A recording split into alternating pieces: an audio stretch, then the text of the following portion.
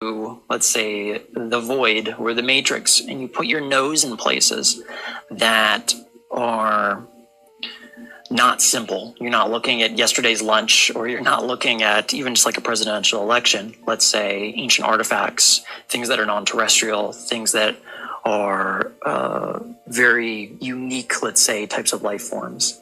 There's something that occurs in remote viewing where what you're looking at has an ability to look back. And it's happened a couple times to me. And I personally believe that if you engage in this type of activity repeatedly, and you have kind of this belief that you're invulnerable to being affected by it, that there's a potential for hijack to occur. And I'm going to give you just one brief example. I ended up 2 years ago looking at something that was referred to as a higher dimensional being that's being widely talked about in various whistleblower communities on the secret space program. And after running a project of looking at this thing, it turned out it was a real life form. For 2 weeks after that, there were a number of instances and occurrences that were happening in my life directly from white orbs flashing through my room, where I was physically seeing things fly through my room, to what I refer to as just out of sight dark spheres, where you can see them move and they move just outside your peripheral vision, to when I was going to sleep, as I would wake up on my side and there'd be like a really heavy feeling attached to my back where I couldn't move, to the final thing. This was kind of like where I ended up stopped remote viewing for a period of time after this.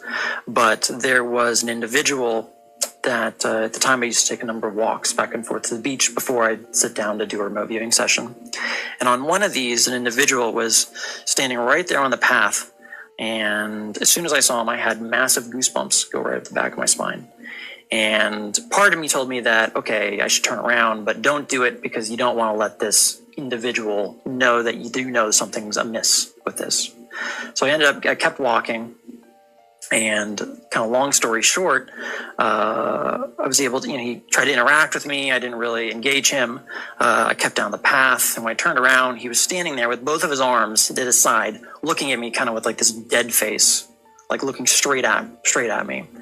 And after that, over the course of 2 weeks, I had premonition of about 30 seconds on 2 other occasions where I felt this guy is near. He's walking really quick down the road. I need to hurry up so that I don't kind of intersect with this individual when I'm walking back to my house.